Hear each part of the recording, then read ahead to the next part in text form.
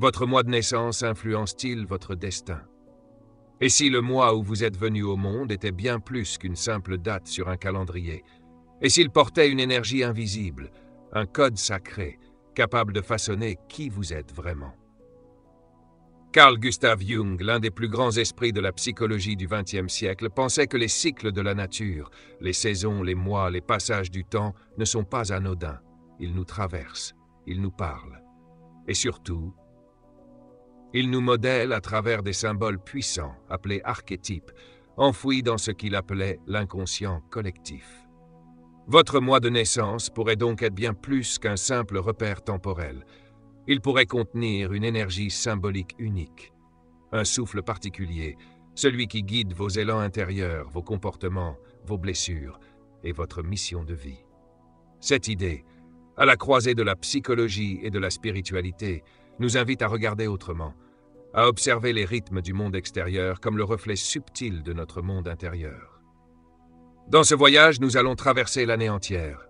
12 mois, 12 énergies, 12 archétypes. Pour chaque mois, vous découvrirez l'archétype jungien associé, les traits psychologiques dominants, les forces, les défis, des outils concrets pour vivre en harmonie avec cette vibration. Mais surtout, vous allez découvrir des facettes cachées de vous-même, des parts oubliées, refoulées et d'autres prêtes à rayonner. Prenez une profonde inspiration et laissez-vous guider. Les cycles naturels et l'inconscient collectif. Jung croyait que l'être humain n'est pas séparé de la nature. Au contraire, il est en communion profonde avec elle. Le printemps, c'est la naissance. L'été, la puissance. L'automne, la transformation. L'hiver, le repos. Ces saisons ne façonnent pas seulement notre environnement, elles façonnent notre esprit, elles colorent notre énergie, elles influencent nos émotions, nos comportements, nos besoins. Chaque mois de l'année s'inscrit dans l'un de ces mouvements naturels et porte une symbolique propre. Mars et septembre, par exemple, sont des mois de transition. Ils nous appellent au changement, à l'adaptation. Janvier ou juillet, eux, symbolisent la construction, la stabilité, l'ancrage. Mais attention, ces influences ne sont pas des fatalités. Elles sont des clés, des miroirs, des guides pour mieux comprendre ce que vous portez en vous. Les archétypes jungiens, tels que le guerrier, l'ermite, le visionnaire, sont des figures universelles. Ils existent en chacun de nous, et selon le mois de votre naissance, l'un d'eux pourrait être particulièrement actif. Il pourrait même vous accompagner toute votre vie, en silence, dans l'ombre ou dans la lumière. Les mois de naissance et leurs archétypes, une exploration révélatrice. Ce que vous allez découvrir maintenant, c'est une analyse approfondie, moins comme une théorie et plus comme une révélation. Pour chacun des 12 mois de l'année, nous explorerons l'archétype universel, celui qui vibre avec votre moi, les caractéristiques psychologiques qui lui sont liées, les forces qui vous habitent, et les défis que vous êtes appelés à dépasser. Un exemple concret vivant pour illustrer tout cela dans la réalité. Un témoignage fictif mais profondément humain, dans lequel vous pourriez vous reconnaître. Un conseil pratique pour aligner votre vie avec cette énergie. Et enfin, le lien sacré entre cet archétype et l'inconscient collectif, cette mémoire invisible que nous partageons tous. Ce voyage n'est pas une simple exploration intellectuelle. C'est un retour à vous-même, à ce que vous êtes vraiment, à ce que vous avez toujours été.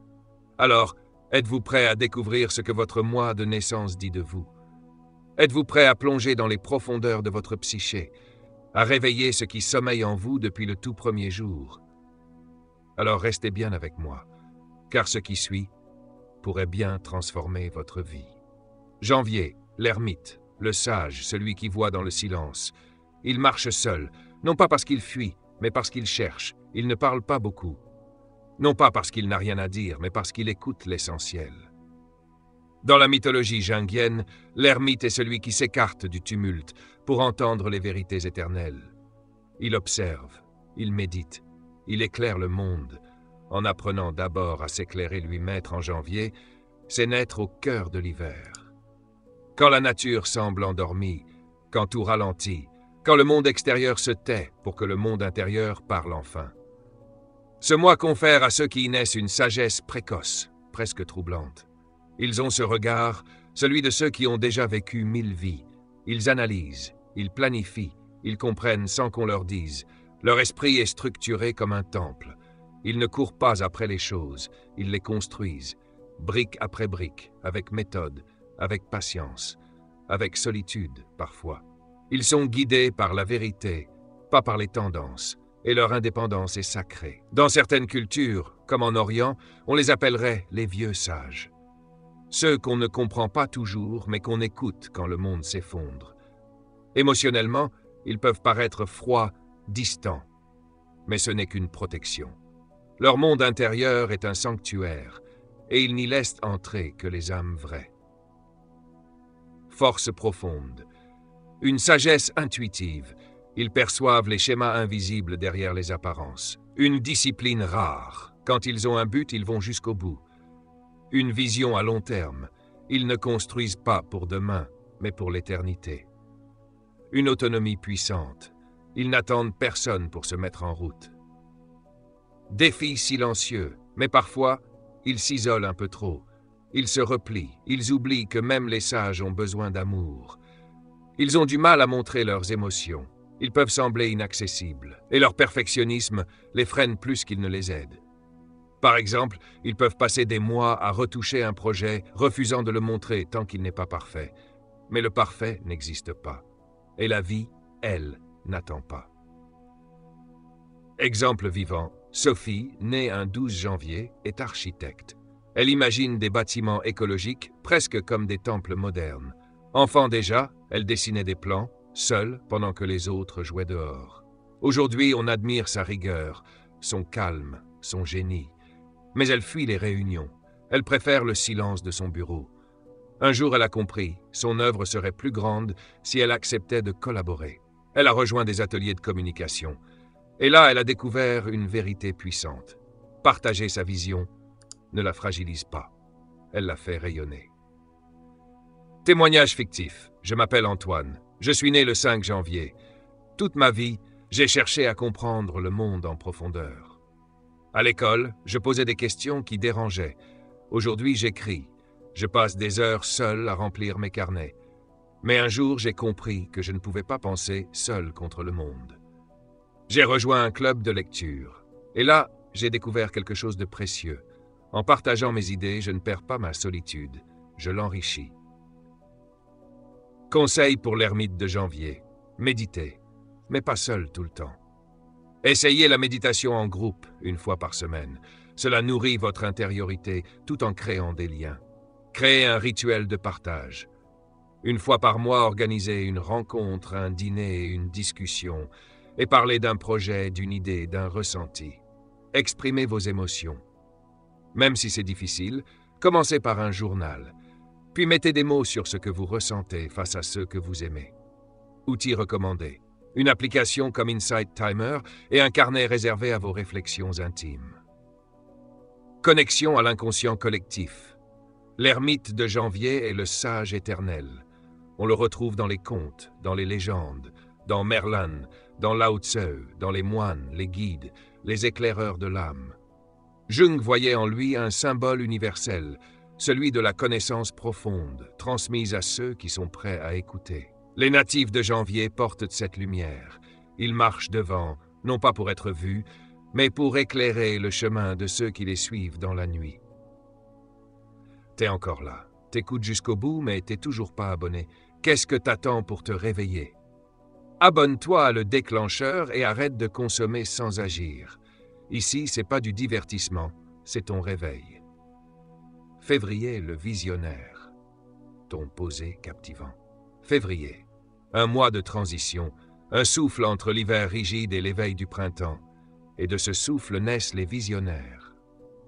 Car ceux qui naissent en février ne sont pas comme les autres. Ils vivent un pas en avance. Ils voient ce que personne n'ose encore imaginer. Ce sont des rêveurs, des bâtisseurs d'utopie, des esprits rebelles qui refusent le statu quo, des âmes libres qui préfèrent les étoiles au mur. L'archétype. Dans la grande fresque des archétypes, Jung les aurait appelés le visionnaire. Celui qui crée, qui invente, qui défie, celui qui ose penser l'impensable. Un esprit habité par une énergie créatrice, un feu sacré qui brûle les limites du possible. Caractéristiques psychologiques, ton plus calme, introspectif. Nés entre deux saisons, les natifs de février sont des âmes d'avant-garde.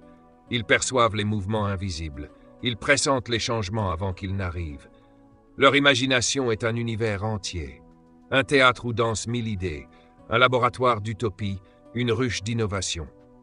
Mais si leur esprit vole haut, leurs pieds parfois peinent à toucher terre. L'impatience les guette, le concret leur échappe, et leur sensibilité, aussi vive que leur créativité, les rend vulnérables face au rejet ou à la critique. Force, écoute bien. Voici ce que porte le visionnaire. Une créativité débordante, capable d'inventer une application qui change des vies ou un roman qui bouleverse les consciences. Une audace flamboyante. Quitter un emploi stable pour bâtir un rêve, ils le font, sans hésiter. Un pouvoir d'inspiration. Leur enthousiasme est contagieux, ils soulèvent des foules. Une intuition fulgurante. Là où d'autres voient des murs, ils voient des portes. Défi. Mais chaque lumière projette une ombre. L'impulsivité, trop pressés de faire, ils peuvent trébucher. Le manque de structure, un projet brillant peut s'éteindre faute d'ancrage. La peur du rejet. Un simple mot peut les faire douter d'eux-mêmes. Exemple concret. Léo, né le 19 février, incarne ce feu. À 28 ans, il fonde une start-up de vêtements recyclés. Une idée visionnaire, née d'une discussion sur l'écologie. Mais sa précipitation lui joue des tours.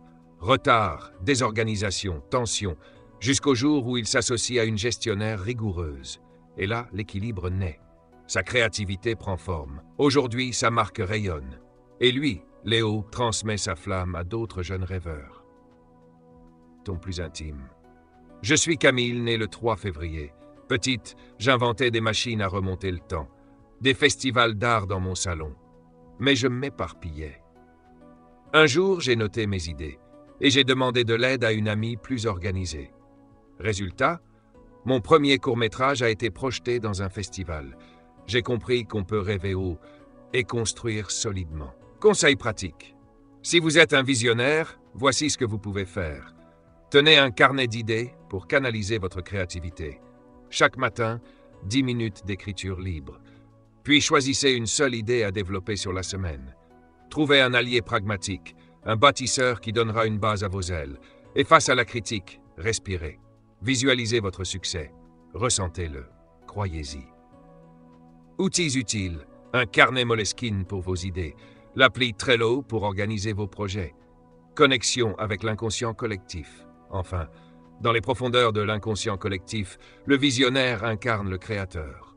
On le retrouve dans les traits de Léonard de Vinci, dans la voix de Steve Jobs, chez tous ceux qui ont osé rêver et agir. Jung voyait en eux une puissance primordiale, celle qui transforme le monde par la force de l'imagination. Alors, si vous êtes né en février, n'oubliez jamais ceci.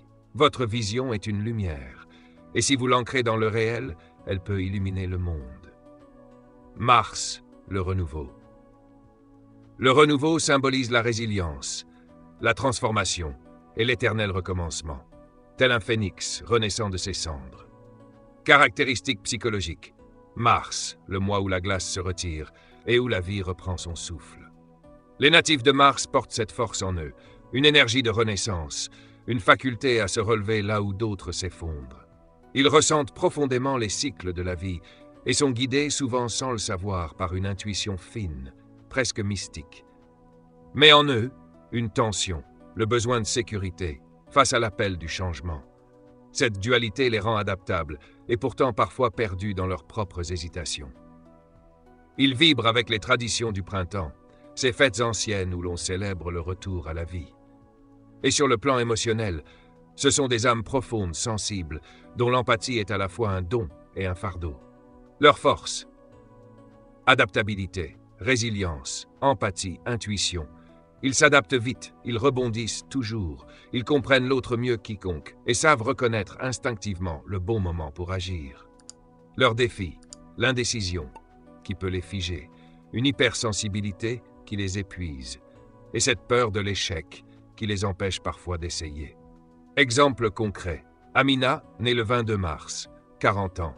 ancienne cadre en marketing. Elle traverse un burn-out et tout s'effondre. Mais au cœur du silence, quelque chose en elle renaît. Une intuition la pousse vers l'art-thérapie. Aujourd'hui, elle aide ceux qui, comme elle, cherchent une nouvelle voie.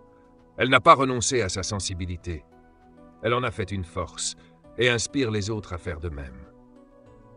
Témoignage fictif. Je m'appelle Nour, né le 15 mars. Ma vie? Une série de recommencements. Après un divorce dévastateur, je me suis cru perdu. Mais j'ai découvert la poterie. Façonner l'argile, c'était façonner une nouvelle version de moi. Aujourd'hui, j'anime des ateliers pour aider d'autres femmes à se reconstruire. Chaque geste, chaque création est une victoire sur le chaos. Conseil pratique, chaque matin 10 minutes de pleine conscience. Juste respirer, être là, s'apaiser. Puis notez 3 choses positives dans un journal de gratitude. Cela vous rappellera jour après jour votre capacité à renaître. Face à la peur de l'échec, ne visez pas le sommet tout de suite. Faites un pas, puis un autre. Par exemple, 1 heure de recherche sur une nouvelle voie, un appel, un mail, un atelier, petit pas, grande renaissance. Outils utiles? L'application Headspace pour méditer et un carnet de gratitude pour tracer votre chemin.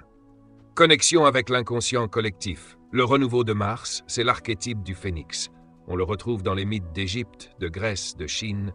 Une image universelle, celle de l'être qui brûle pour mieux renaître. Carl Jung voyait dans cet archétype la puissance humaine ultime, celle de se réinventer. Encore et encore. Les natifs de Mars sont les porteurs de cette flamme. Ils sont le renouveau, et le monde a besoin de leur lumière. Avril, le guerrier, archétype. Le guerrier, c'est le feu dans le sang, le courage en action, le leader debout face aux tempêtes. C'est ce héros qui avance, même quand la peur murmure. Celui qui tombe, mais se relève toujours. Celui qui tranche dans le vif et ne recule devant rien. Caractéristiques psychologiques. Avril. Le printemps rugit, la nature déborde d'énergie, et ceux qui naissent sous ce mois vibrent de cette force. Ce sont des fonceurs, des audacieux. Ils agissent sans toujours attendre l'approbation. Leur moteur, la passion, la vitesse, la victoire. Ils captivent, ils dirigent, ils inspirent, mais parfois leur feu brûle trop fort, et dans la précipitation, ils commettent des erreurs. Leur impulsivité les précède, et leur intensité peut écraser ceux qui les entourent. Dans les récits anciens, on les reconnaît, les chevaliers, les samouraïs, ceux qui vivent pour agir, pour conquérir, pour protéger. Émotionnellement, ce sont des passionnés, mais aussi des êtres qui doivent apprendre à écouter autant qu'ils commandent. Force, leur courage est légendaire. Ils n'hésitent pas à négocier, décider, affronter. Ils plongent là où d'autres tremblent. Leur dynamisme est contagieux. Ils peuvent porter toute une équipe sur leurs épaules et la faire courir à leur côté. Leur leadership est naturel. On les suit parce qu'ils y croient, parce qu'ils agissent. Leur réactivité est une arme.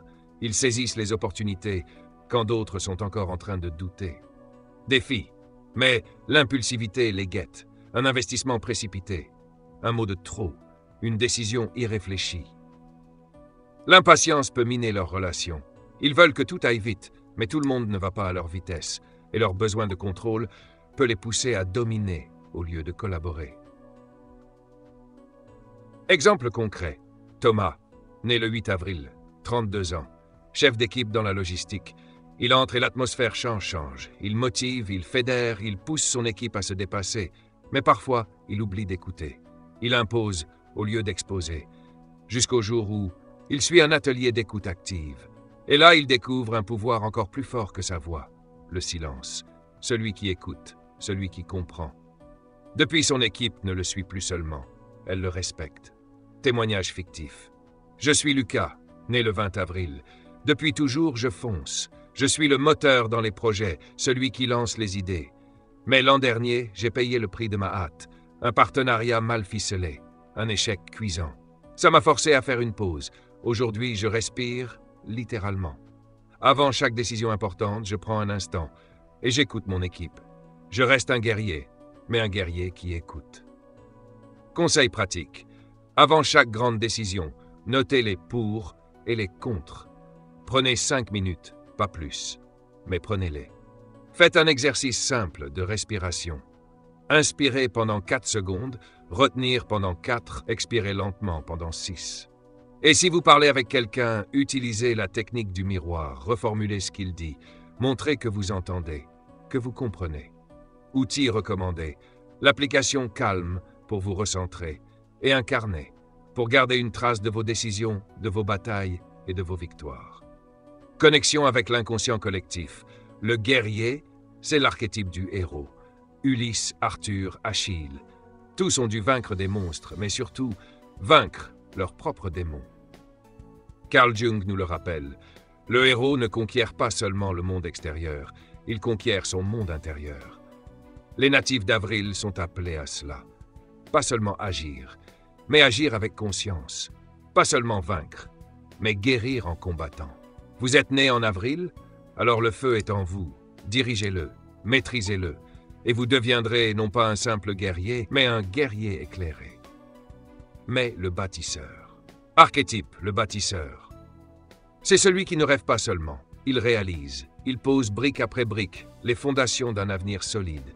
C'est l'architecte de sa vie, le sculpteur de sa réalité, le gardien silencieux de ce qui dure. Caractéristiques psychologiques, mais la terre s'épanouit, les arbres s'ancrent, la nature s'installe, profonde, confiante, et ceux qui naissent sous ce mois incarnent cette force tranquille. Les natifs de mai ne fuient pas l'effort, ils avancent avec méthode, avec constance, avec ambition. Ils ne cherchent pas l'éclat momentané, ils construisent ce qui traverse le temps. Dans leur carrière, leurs relations, leurs finances, ils bâtissent. Patience, détermination, solidité. Mais parfois, ce besoin de stabilité peut devenir une cage. Leur peur du changement les retient, leur attachement à la routine les freine. Ils se rassurent dans le connu et passent à côté de l'inattendu. Force. Leur persévérance est un roc. Ils vont au bout, toujours. Comme ceux qui économisent pendant des années pour construire la maison de leurs rêves. Leur fiabilité est une promesse tenue. Ce qu'ils disent, ils le font. Leur parole a du poids. Leur sens du devoir est inébranlable. Ils soutiennent, accompagnent, protègent, sans bruit, sans attendre. Et leur ambition n'est pas tapageuse, elle est stratégique, calculée, solide. Défi, mais cette stabilité peut devenir rigidité. Refuser une opportunité à l'étranger simplement parce qu'elle dérange l'ordre établi. Leur peur du changement peut les enfermer dans des zones de confort inconfortables, et leur dévouement les pousse souvent à l'épuisement. Travailler tard, toujours dire oui, s'oublier. Exemple concret, Claire, 40 ans, enseignante, née le 14 mai. Elle a conçu un programme éducatif novateur. Elle a transformé des vies, mais elle n'a pas su s'arrêter. Elle voulait tout gérer, tout porter. Jusqu'au burn-out, puis elle a appris à ralentir, à déléguer, à respirer. Aujourd'hui, elle peint, elle crée pour elle, et elle enseigne mieux, parce qu'elle vit mieux. Témoignage fictif. Je m'appelle Elodie, née le 25 mai. J'ai toujours construit une maison, une carrière, une famille. Mais l'an dernier, j'ai craqué. Trop de pression, trop de contrôle. Alors j'ai osé sortir du cadre. J'ai pris des cours de danse et j'ai appris à improviser, à faire confiance. Je continue de bâtir, mais je laisse aussi de la place pour la surprise. Conseil pratique. Planifiez chaque semaine une soirée de détente, sans objectif, sans pression. Juste vous et le moment présent. Essayez une activité créative. Peinture, cuisine expérimentale, écriture, quelque chose qui ne vise pas à réussir, mais à ressentir. Et pour apprivoiser le changement, pratiquez le scénario positif. Imaginez non pas ce qui pourrait mal tourner, mais ce que vous pourriez y gagner. Outils utiles, l'application Todoist pour garder le cap et un kit de peinture pour oser sortir des lignes. Connexion avec l'inconscient collectif. Le bâtisseur de mai porte l'énergie du créateur durable. Celui qui érige des cathédrales, qui sème pour les générations futures, qui transforme le chaos en structure. Carl Jung voyait cet archétype comme une force d'ancrage.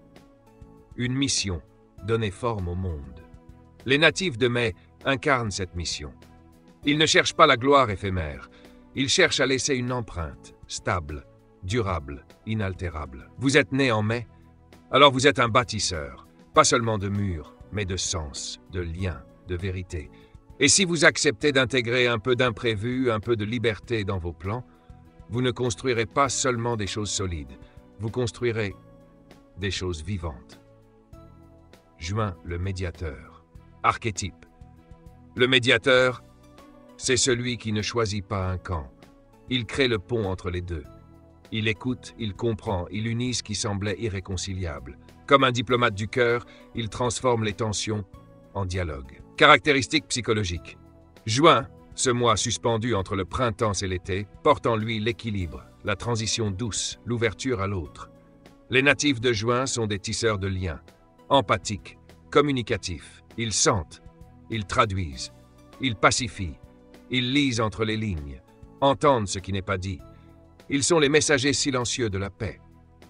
Mais à force d'écouter les autres, ils peuvent oublier de s'écouter eux-mêmes. À force de vouloir plaire, ils se perdent parfois. Force, empathie. Ils ressentent les émotions des autres comme si c'était les leurs. Consoler un ami devient instinctif. Diplomatie. Ils désamorcent les tensions, comme ceux qui ramènent le calme dans une réunion électrique ou dans une dispute familiale. Communication. Leur voix est claire, leurs mots apaisent. Ils inspirent confiance, même dans les moments les plus tendus. Adaptabilité. Ils naviguent aisément entre les milieux, les groupes, les personnalités. Ils s'adaptent sans se déformer. Défi. Mais cette quête d'harmonie a un prix. Souvent, ils fuient les conflits. Ils préfèrent se taire plutôt que dire ce qu'ils pensent vraiment. Ils disent « oui » alors qu'à l'intérieur tout crie « non ». Et parfois, ils s'accrochent désespérément à l'approbation des autres, au point de douter d'eux-mêmes. Exemple concret, Sarah, 34 ans, née le 10 juin, médiatrice professionnelle. Sa capacité à écouter, à reformuler, à réunir les opposés, a sauvé des entreprises entières du chaos. Mais dans sa propre vie, elle avait du mal à poser des limites. Elle disait « oui » à trop de clients, par peur de décevoir, par peur de ne plus être aimée. Un jour, elle a dit stop. Elle a suivi un cours d'assertivité et elle a appris à dire « moi aussi j'ai des besoins ». Aujourd'hui, elle est plus forte, plus claire et encore plus efficace. Témoignage fictif. Je m'appelle Inès, née le 18 juin. Toute ma vie, j'ai calmé les disputes entre mes frères, entre mes collègues, mais à force d'arrondir les angles, je m'étais oublié. J'étais épuisé. J'avais besoin de respirer. Alors j'ai pris des cours de théâtre. Et j'ai appris à parler fort, à dire ce que je ressens, à exister. Aujourd'hui, je crée toujours l'harmonie, mais je ne m'efface plus pour l'obtenir. Conseil pratique. Commencez chaque matin par une affirmation puissante. Mes besoins sont importants. Répétez-la. Croyez-la. Inscrivez-vous à un cours de théâtre ou d'impro. Exprimez-vous sans filtre. Redécouvrez votre voix. Apprenez l'art du non doux. J'aimerais beaucoup t'aider, mais je suis déjà engagé ailleurs. C'est clair, c'est respectueux, c'est puissant. Outil recommandé? L'appli Affirmation Daily pour vos mantras du matin. Et un miroir, oui, un miroir, pour vous entraîner à dire ce que vous pensez, avec calme, avec force, avec vous. Connexion avec l'inconscient collectif. Le médiateur de juin porte l'énergie sacrée du soignant relationnel. Carl Jung voyait cet archétype comme celui qui relie, qui unit, qui réconcilie. Ce n'est pas un rôle facile, mais c'est un rôle essentiel. Les natifs de juin sont les gardiens silencieux de l'harmonie collective. Ils rappellent au monde que l'écoute, le respect et la parole vraie peuvent guérir bien des blessures. Vous êtes né en juin? Alors vous êtes un médiateur, un artisan de paix, un bâtisseur de ponts, un équilibriste entre les mondes. Et si vous apprenez à inclure votre propre voix dans le dialogue que vous créez, alors votre pouvoir ne connaîtra aucune limite. Et si vous faites déjà partie des abonnés du déclencheur, merci. Merci de faire partie de cette aventure intérieure.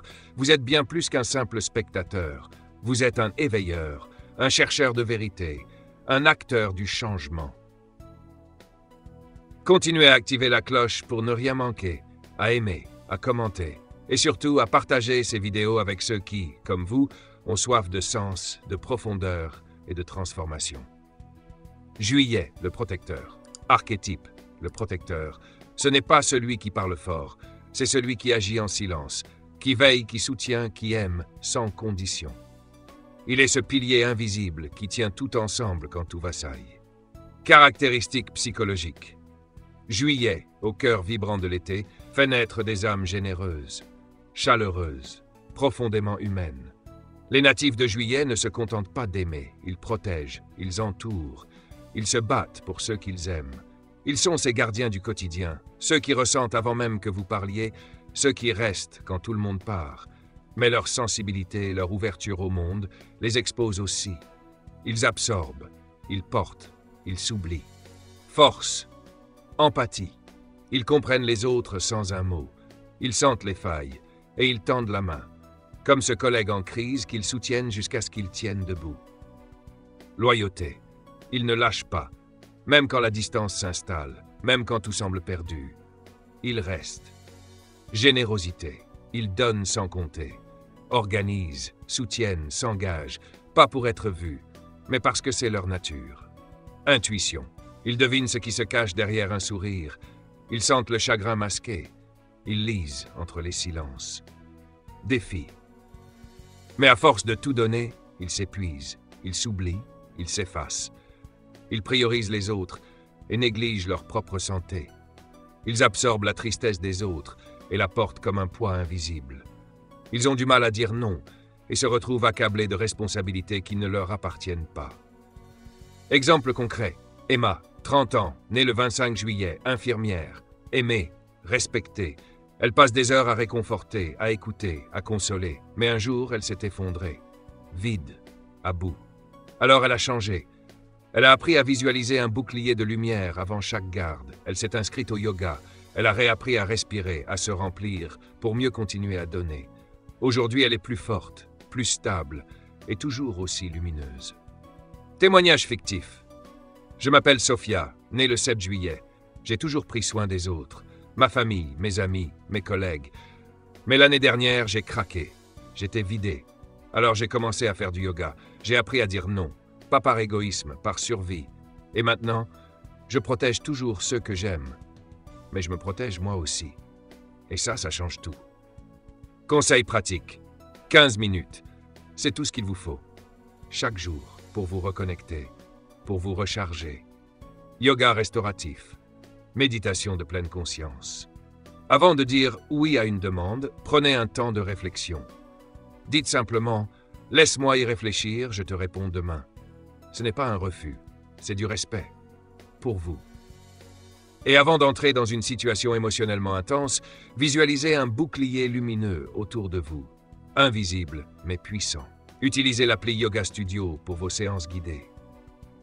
Notez dans votre agenda vos temps de repos et tenez-les sacrés. Connexion avec l'inconscient collectif. Le protecteur de Juillet, c'est l'incarnation vivante de l'archétype du gardien, de la mère universelle, de Déméter, de ceux qui donnent la vie et veillent sur elle. Pour Jung, cet archétype est une source d'amour inconditionnel, reliée à une force ancestrale présente en chacun de nous. En Juillet, cette énergie se réveille. Et ceux qui la portent sont là pour rappeler au monde que prendre soin est l'acte le plus révolutionnaire qui soit. Vous êtes né en Juillet? Alors vous êtes un protecteur, un pilier, un cœur qui veille, un feu doux mais indestructible. Et si vous apprenez à prendre soin de vous autant que vous prenez soin des autres, alors rien, absolument rien, ne pourra vous arrêter. Août, le roi ou la reine. Archétype. Voici venir le roi. Voici paraître la reine. Non pas ceux qui dominent par la peur, mais ceux qui inspirent par leur lumière. Le roi, la reine, c'est cette personne qui entre dans une pièce et que tout remarque, sans un mot, sans un geste. Parce que sa simple présence est une déclaration d'autorité bienveillante. Caractéristiques psychologiques. Août, mois où le soleil est à son zénith, fait naître des êtres dont la lumière intérieure n'a rien à envier à l'astre du ciel. Les natifs d'août ont ce charisme naturel, cette confiance enracinée, cette capacité à montrer le chemin sans l'imposer. Ils sont les leaders que l'on suit parce qu'ils donnent envie, parce qu'ils incarnent ce qu'ils prêchent.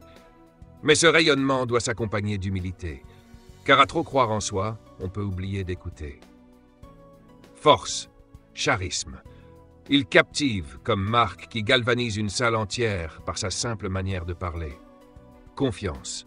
Ils osent, ils entreprennent, ils croient en leurs projets même quand tout semble incertain. Leadership. Ils fédèrent, ils inspirent, ils donnent à chacun l'envie de se dépasser. Générosité. Ils partagent leur succès, ouvrent des portes, guident ceux qui débutent, comme un mentor qui croit en un jeune talent. Défi. Mais même les plus grands souverains ont leurs failles, et parfois, l'ego prend le dessus. Ils peuvent ignorer les idées des autres, pensant que leur voix est la seule. Ils ont du mal avec la critique, la prenant comme une attaque, au lieu d'y voir un miroir. Ils veulent aller vite, trop vite. Et l'impatience les pousse à l'agacement quand les choses prennent leur temps. Exemple concret.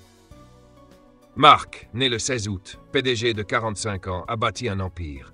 Il a pris une petite entreprise familiale et l'a portée au sommet. Mais au début, il refusait d'écouter. Il imposait. Et les tensions sont montées. Alors, il a changé. Il a appris à poser des questions ouvertes, à écouter activement, à accueillir les idées de son équipe. Aujourd'hui, son entreprise rayonne et Marc est respecté, pas seulement pour ses résultats, mais pour son humanité. Témoignage fictif. Je m'appelle Clara, née le 2 août. Depuis toujours, je guide. Je prends les devants. Je prends soin des projets et des gens. Mais la critique, c'était mon talon d'Achille. Je la prenais mal, comme une attaque directe. Un jour, un mentor m'a dit « Le feedback, c'est un cadeau. Ose le déballer. » Alors j'ai commencé un journal. J'y note chaque retour et ce qu'il m'apprend. Aujourd'hui, je suis toujours une reine, mais une reine qui écoute. Conseil pratique.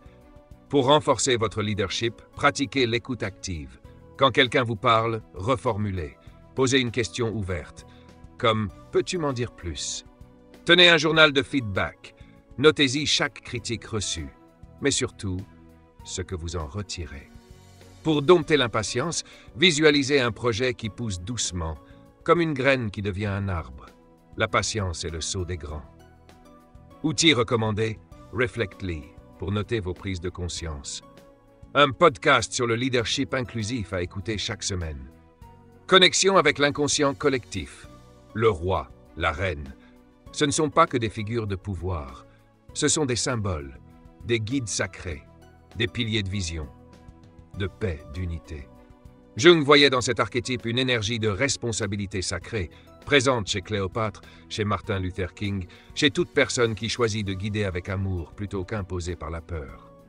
Les natifs d'août portent cette mission, inspirer, élever, rayonner, mais jamais écraser. Vous êtes né en août. Alors vous êtes un roi ou une reine. Votre voix compte, votre lumière inspire. Mais souvenez-vous, le véritable pouvoir, c'est celui qui fait grandir les autres. Et quand votre leadership rejoint votre cœur, vous devenez invincible. Septembre, archétype. Septembre, le mois où la lumière décline doucement, où l'air devient plus frais et où l'on sent que quelque chose change. Dans ce moment de bascule, naît l'explorateur, celui qui ne peut pas rester immobile, celui qui, même dans le silence d'un bureau, est en voyage. Caractéristiques psychologiques. Les natifs de septembre sont des âmes en mouvement. Même quand ils semblent calmes, leur esprit est déjà ailleurs. Ils cherchent, ils veulent comprendre, ils veulent sentir la vie dans toute sa richesse. Ils apprennent une langue, puis une autre. Ils commencent un carnet, puis un blog, puis un podcast. Ils ne tiennent pas en place, pas par instabilité, mais parce que leur feu intérieur est nourri par la découverte. Curiosité. Ils ouvrent toutes les portes, même celles que personne n'ose toucher. Adaptabilité. Ils changent de ville, de cercle, d'environnement, et s'y fondent comme s'ils y avaient toujours été. Ouverture d'esprit. Ils écoutent des idées opposées aux leurs et les accueillent sans peur. Créativité. Ils imaginent des projets originaux, des univers entiers, des chemins que personne n'avait encore tracés. Mais leur plus grand don peut aussi devenir leur piège. La dispersion. Ils commencent tout et finissent peu. L'indécision. Ils veulent tout explorer et parfois ne savent plus où aller. La peur de l'engagement. Ils repoussent les décisions longues, comme si poser leur bagage était une forme de trahison envers leur liberté. Exemple concret. Julien, né le 9 septembre, 29 ans, journaliste globe-trotter. Il a traversé plus de 20 pays, parlé 3 langues, récité des poèmes à la frontière du Népal et partagé le thé avec des tribus du Sahara. Mais il s'éparpillait, trop de projets, pas assez de direction. Puis il a trouvé un outil simple, le bullet journal. Chaque matin, il écrivait. Chaque soir, il cochait, et peu à peu, son feu s'est concentré. Son travail a été remarqué et il a été nommé pour un prix de journalisme. Julien continue d'explorer, mais maintenant, il a une boussole intérieure. Témoignage fictif. Je m'appelle Zoé, né le 21 septembre. J'ai toujours voulu tout vivre. Voyager seul en Asie, apprendre la guitare, tenir un blog, écrire un livre, créer une chaîne YouTube. Mais rien n'avançait. J'étais perdu dans mes idées. Alors j'ai créé un bullet journal. Page après page, j'ai appris à prioriser. Et cette année, j'ai terminé mon premier livre de voyage. Je suis toujours une exploratrice. Mais maintenant, j'ai une carte pour mes aventures. Conseil pratique. Tenez un bullet journal. Choisissez un carnet inspirant et chaque semaine, divisez vos objectifs en étapes concrètes. Lancez un défi de 30 jours. Un seul projet. 10 mots par jour dans une nouvelle langue. Un paragraphe par jour pour votre livre. Un dessin par jour. Pratiquez le choix éclairé. Listez vos options. Notez les avantages et demandez-vous laquelle résonne le plus avec qui je suis profondément. Outils recommandés. Leuchtturm 1917 pour votre bullet journal. Notion pour organiser vos projets et idées en ligne. Connexion avec l'inconscient collectif. L'explorateur est l'écho du vagabond sacré, celui que l'on retrouve dans les contes, dans les grandes odyssées, dans Marco Polo, dans les héros de quête, et même en vous. Carl Jung voyait dans cet archétype une énergie fondamentale de l'humanité, la quête de sens. Les natifs de septembre ne sont pas perdus. Ils sont en route vers eux-mêmes, vers ce que le monde a de plus profond à offrir. Vous êtes né en septembre? Alors vous êtes un explorateur. Votre vie n'est pas une ligne droite. C'est une carte, parfois floue, mais toujours riche. Et tant que vous avancez avec intention, chaque détour vous rapproche de votre vérité. Octobre l'artiste. Archétype. Octobre. C'est le mois où les feuilles tombent avec grâce, où la lumière devient douce et où les cœurs sensibles commencent à murmurer des poèmes. Dans cette atmosphère mélancolique naît l'artiste, celui ou celle qui ressent tout et transforme l'émotion brute en beauté pure. Caractéristiques psychologiques. Les natifs du mois d'octobre portent en eux une sensibilité rare. Le monde les touche. Les couleurs, les regards, les silences, tout devient matière à création. Leur imagination est un refuge, une cathédrale intérieure où naissent les chansons, les tableaux, les vers. Ils sont des alchimistes de l'émotion. Mais leur plus grande force, la sensibilité, peut aussi devenir leur blessure. Le doute les visite souvent. Le rejet les blesse plus que les autres. Le regard des gens peut les paralyser. Et pourtant, quand ils osent s'exprimer, ils changent le monde. Force, créativité. Ils donnent vie à des œuvres uniques, comme écrire une chanson qui touche au cœur. Sensibilité. Leur empathie donne naissance à des créations vibrantes qui parlent directement à l'âme. Intuition. Ils captent ce que les autres ressentent sans le dire et le traduisent en peinture, en musique, en mots. Authenticité. Ils ne trichent pas. Chaque création est un morceau de leur vérité. Défi, mais chaque lumière porte son ombre. Perfectionnisme. Ils réécrivent sans cesse, recommencent encore, jusqu'à ce que leur œuvre ne voie jamais le jour. Manque de confiance. Ils doutent de leur talent et parfois préfèrent cacher leur création. Sensibilité au rejet. Un seul commentaire négatif et ils abandonnent un projet entier. Exemple concret. Léa, née le 13 octobre, peintre de 27 ans, ses toiles capturent l'âme de l'automne, l'ombre dorée des feuilles, la nostalgie dans le vent. Localement, on la reconnaît, mais elle n'osait pas viser plus loin.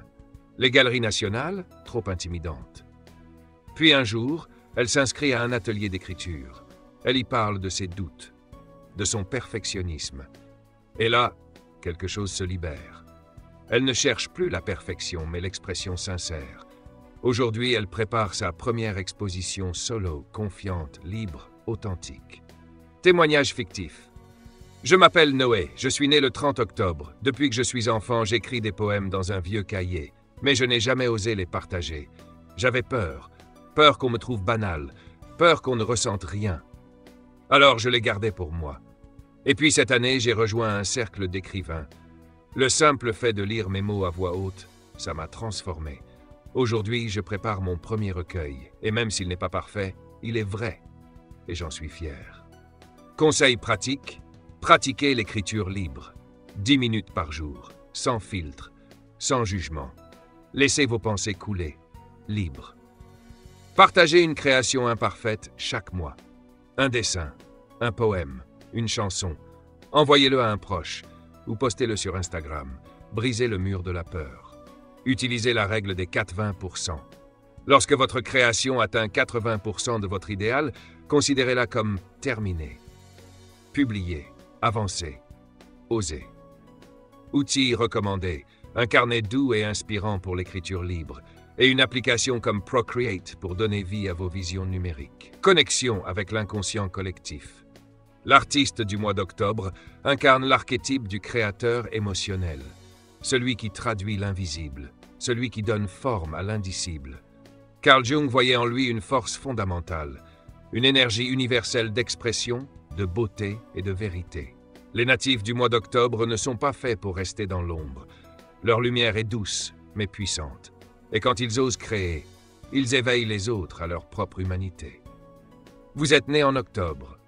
Alors rappelez-vous, vous êtes un artiste, un bâtisseur d'émotions, un sculpteur d'instants. Votre sensibilité n'est pas une faiblesse, c'est votre don. Et le monde a besoin de ressentir ce que vous portez. Novembre, le mystique archétype. Novembre, le mois où la lumière décline. Le vent devient plus froid et la nature se tait. Mais dans ce silence, quelque chose s'éveille. Le mystique, celui ou celle qui cherche plus loin, plus profond, plus vrai. Comme un sage solitaire qui écoute ce que le monde ne dit pas. Caractéristiques psychologiques. Être né en novembre, c'est porter en soi une profondeur rare. C'est ressentir que ce que l'on voit n'est qu'une partie du réel. C'est vouloir comprendre ce qui se cache derrière les apparences. Les natifs de novembre sont des âmes intuitives, silencieuses, mais immensément présentes. Ils ne supportent pas le superficiel. Ils cherchent le sens, la vérité, la paix intérieure. Mais parfois, leur quête intérieure les éloigne des autres. Force, intuition. Ils sentent ce que les mots ne disent pas. Ils devinent les vérités cachées, comme pressentir un changement dans une relation. Profondeur. Ils enrichissent les discussions, posant des questions bouleverses. Pourquoi sommes-nous ici? Quel est le sens de la souffrance? Résilience. Ils traversent les tempêtes avec calme, comme s'ils étaient déjà allés plus loin que la douleur. Authenticité. Ce qu'ils expriment est vrai, brut, et cela inspire la confiance. Défi. Mais leur monde intérieur, aussi vaste soit-il, peut parfois devenir une prison. Tendance à l'isolement. Ils fuient les foules, se retirent des fêtes, préfèrent les silences au bavardage. Méfiance. Ils doutent des intentions, se méfient des sourires et n'ouvrent leur cœur qu'à de rares élus. Rumination. Leur esprit tourne en boucle, analysant un mot, un geste, durant des jours entiers. Exemple concret. Paul, né le 17 novembre. Philosophe autodidacte de 42 ans. Chaque soir, il médite. Chaque matin, il lit des textes spirituels. Ses amis admirent sa profondeur, mais peu le connaissent vraiment. L'isolement avait pris le dessus. Un jour, il décide de rejoindre un club de débat. Et là, il découvre une chose inattendue. Partager ses réflexions n'enlève rien à leur valeur. Au contraire, cela les amplifie. Aujourd'hui, Paul anime un podcast de philosophie, écouté par des milliers d'âmes en quête de sens. Témoignage fictif. Je m'appelle Ambre, né le 8 novembre. Depuis toujours, je me pose des grandes questions. Pourquoi sommes-nous ici? Où allons-nous? J'aimais méditer seul, mais cette solitude me rendait un peu invisible, comme enfermé dans mes pensées. Puis un jour, j'ai rejoint un cercle de discussion spirituelle. J'ai parlé, j'ai écouté, et j'ai compris que je pouvais être profonde et connectée. Aujourd'hui, j'écris un blog sur mes réflexions, et chaque mot partagé me rapproche un peu plus des autres. Conseil pratique. Méditation guidée. Chaque jour, 15 minutes, pour calmer le flot intérieur, pour accueillir ce qui monte sans jugement. Rejoignez un groupe, une fois par mois. Philosophie, spiritualité, réflexion collective, pour équilibrer l'introspection avec la connexion humaine. Adoptez la technique de l'intention positive. Avant chaque interaction, imaginez que l'autre vient vers vous avec bienveillance, avec humanité. Outils recommandés. Une application comme Insight Timer pour méditer chaque jour. Un forum comme Reddit pour trouver des communautés de discussion authentiques et ouvertes. Connexion avec l'inconscient collectif. Le mystique du mois de novembre incarne l'archétype du sage spirituel. Celui que Jung décrivait comme le chercheur de vérité universelle, celui qui relie l'humain à l'invisible, à l'éternel, au sacré. Les natifs de novembre ne sont pas faits pour la surface. Ils plongent, ils questionnent, ils transcendent. Et leur lumière, bien que discrète, guide ceux qui sont perdus dans l'obscurité. Vous êtes né en novembre. Alors rappelez-vous ceci. Votre silence est un langage. Votre regard est une question. Votre solitude est sacrée. Et votre sagesse, même cachée, peut illuminer le monde. Décembre le guide. Archétype. Décembre, le dernier mois. Celui où l'on fait le point. Celui où l'on ferme un chapitre pour mieux en ouvrir un autre. Et au cœur de cette transition naît le guide. Un être de transmission, d'inspiration, de sagesse partagée. Comme un phare dans la nuit. Comme un mentor qui marche à vos côtés sans jamais prendre votre place, mais en éclairant votre chemin. Caractéristiques psychologiques. Être né en décembre, c'est porter en soi l'élan du renouveau et la maturité de la fin d'un cycle. Ces personnes ont un don rare, celui de motiver, d'orienter, de soutenir. Dans une équipe, une famille, un groupe ou une communauté, elles incarnent naturellement la figure du mentor. Leurs paroles portent, leur regard rassure, leur présence donne de l'élan. Mais à force de vouloir tout donner, elles s'oublient parfois, jusqu'à s'épuiser. Force, sagesse. Elles savent guider sans imposer, comme lorsque l'on tend une main à quelqu'un qui traverse une tempête. Optimisme. Elles portent en elles une lumière contagieuse, capable de motiver une équipe démoralisée par une simple phrase d'encouragement. Générosité. Elles donnent leur temps, leur énergie, comme lorsqu'elles accompagnent un jeune dans un projet qui compte pour lui. Leadership bienveillant. Elles rassemblent sans forcer, elles inspirent sans dominer. Elles incarnent une autorité naturelle, celle du cœur. Défi, mais être un guide, c'est aussi porter un poids. Tendance à trop donner. Elles acceptent tout, elles aident tout le monde, jusqu'à se vider. Difficulté à déléguer. Elles veulent tout faire, tout contrôler, par peur que les choses ne soient pas bien faites. Perfectionnisme. Elles veulent que tout soit parfait, jusqu'à se stresser pour un détail, comme réorganiser un événement à la dernière minute. Exemple concret. Marie, née le 20 décembre, coach de vie, 50 ans, adorée pour ses conseils inspirants, respectée pour sa clarté, aimée pour sa bienveillance. Elle a accompagné des dizaines de personnes à trouver leur voie, mais elle disait oui à tout, tout le temps. Et un jour, son corps a dit non. Marie a alors fait un choix. Elle a engagé une assistante, délégué les tâches secondaires et retrouvé du temps pour elle. Lecture, marche, silence. Elle s'est reconnectée. Et aujourd'hui, elle continue d'inspirer, mais sans se perdre. Témoignage fictif.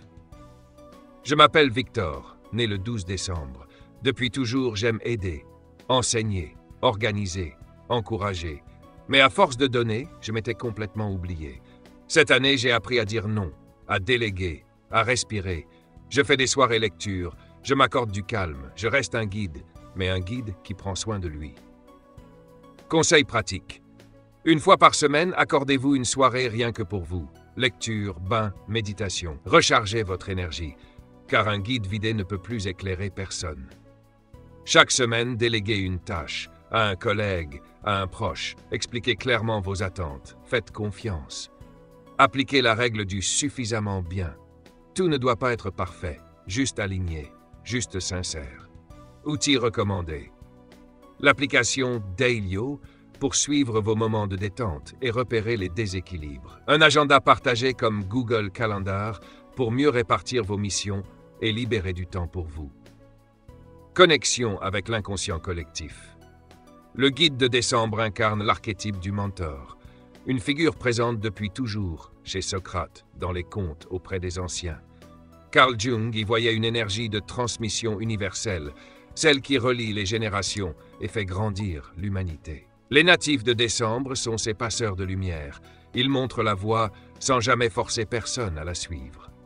Vous êtes né en décembre. Alors souvenez-vous, le monde a besoin de votre lumière. Mais cette lumière, vous devez l'entretenir, la protéger, l'honorer. Car vous êtes un guide. Et pour guider les autres, vous devez d'abord apprendre à vous guider vous-même.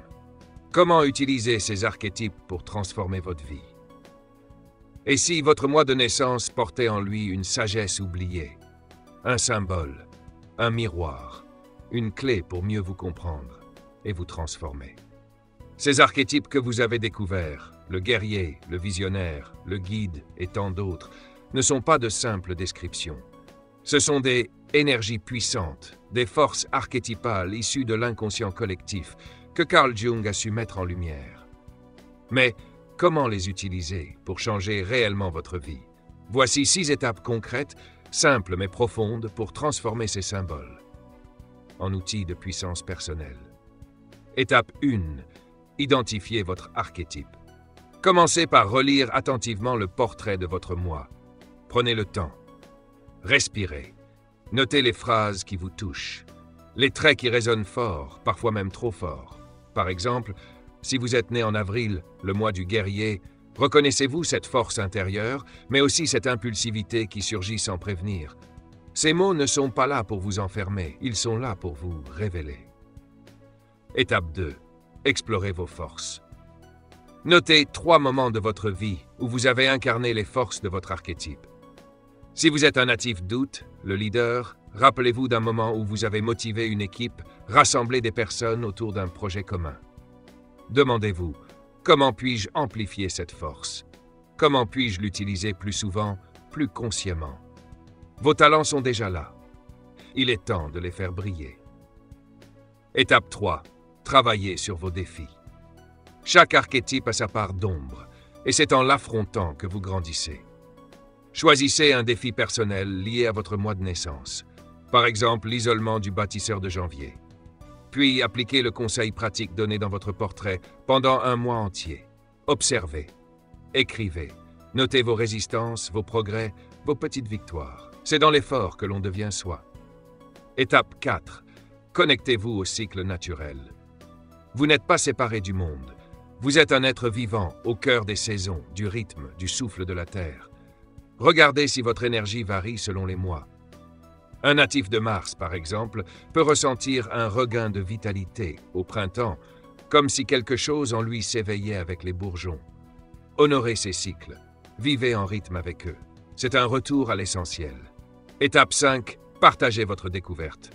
Parlez de votre archétype, à un ami, à un proche, ou même en ligne. Partagez ce que vous avez compris, ce que vous ressentez, ce qui vous transforme. Car quand on met des mots sur son expérience, on l'incarne plus profondément et on inspire, sans même s'en rendre compte. Étape 6. Restez maître de votre destin. Les archétypes sont des guides, des lumières sur le chemin. Mais vous seul tenez la boussole. Ne vous enfermez jamais dans une étiquette. Rappelez-vous, vous n'êtes pas né pour correspondre à un profil. Vous êtes né pour évoluer, grandir et créer votre propre chemin.